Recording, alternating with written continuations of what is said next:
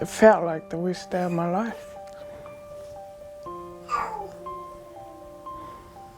In the last 2 years, 5 men in the Rotorua region have been diagnosed with breast cancer. Each year, on average, there's been 80 people diagnosed in the region, including young women in their 20s. Robin Dorman of Rotorua found lumps in his right breast during Christmas of 2016. He's not just had breast cancer once, but twice, and describes himself as a lucky man to have survived. I knew what it was as soon as I felt it with my first one, because my mum had had a mammogram, breast cancer. I had a younger sister who'd had it when she was 40 odd, and her one came back 10 years later on the other side, and it was that aggressive, it killed her. And I have another sister who had a mammogram before I went in for my first operation. So as soon as I felt it, I knew what it was, basically. I knew it.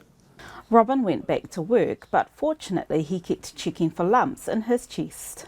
2.5 years later, I was in the shower again, and I felt something in my left-hand side. But it was deeper in.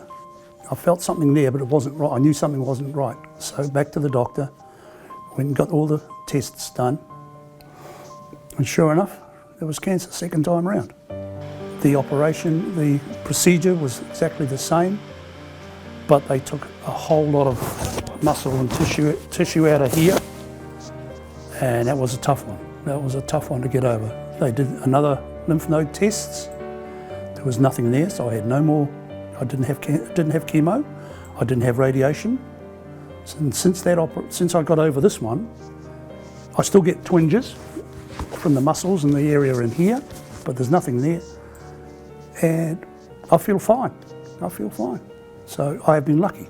On her son's 6th birthday, Megan Hati received the heartbreaking news that she had breast cancer. Breast cancer clinician Amanda Keane stood by her as she was told by the doctors. She was just 28 years old.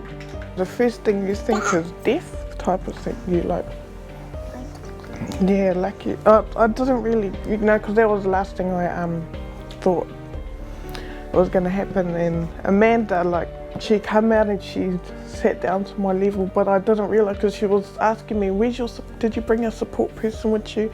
And I was thinking, nah, why do I need a support person? It's just a normal checkup. And then she was like, is it okay if your midwives, are in there with you? And I was like, yeah, I didn't realise how serious it was going to be. And then, it was kind of like a bombshell.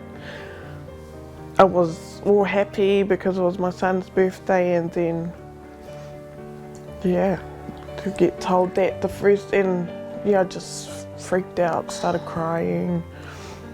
Didn't know what to think really.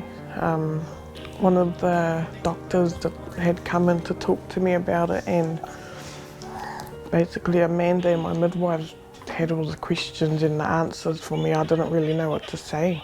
It was hard. First thing I thought of was my kids really. Because as soon as you hear cancer, you just think, I'm gonna die.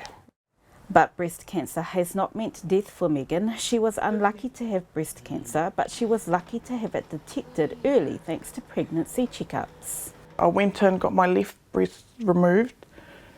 Then after that, at the same time, they had taken lymph nodes out to check if the cancer had spread.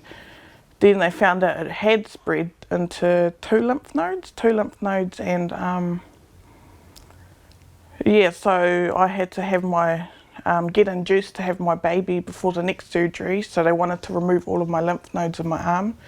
So I got induced, had my baby, then a week later, just over a week later, I went in for surgery for my arm, got my lymph nodes removed, and then I recovered from that, and I think about a month or a couple of weeks after that, I started chemo in November, and so I've been doing chemo for 5 months, or I did it for 5 months, and then I had about a month break from chemo and had radiation in Hamilton for 3 weeks. And I've just finished radiation 2 weeks ago. There are many reasons why people fight to survive. For Robin, it was his desire to care for his wife Frances, who was battling her own illnesses. I love her to bits, I really do. And okay, as I say, we've been through a lot of crap in the last five years or so. But we're still here, still together. She's had her battles and I've had mine. Touch wood, I think I'm through most of mine at the moment. I'll no doubt something else will come along in the years to get me. Who knows? Megan appreciates her partner for his unwavering support after losing most of her hair. She says he still made her feel beautiful. He stayed by my side through the whole way and helped with the kids, and I was treated like a queen. I could sit around and do nothing, and he would vacuum the house and do the kids and do the dishes, cook for me. And every time I cried, he always made sure I felt, reminded me it's okay, there's nothing, don't be scared, you're okay. Megan, Robin and their partners all have the same life-saving message. Don't be frightened or embarrassed when you're in the shower to feel your tits, feel your boobs. And if you do find something or something's not right or it doesn't feel right, go to your doctor and get it checked out as soon as possible. Because when I found my first one, from the time I found it to the time I had my operation, it was only 6 weeks. And we got it early. And the same as my second one. I found it early. And that is the key. If you can find it, if you find anything out of the ordinary, don't ignore it. Get something done about it. It doesn't matter about age, really. I think that, to be honest, mammograms should be for all women. It should be mandatory for all women.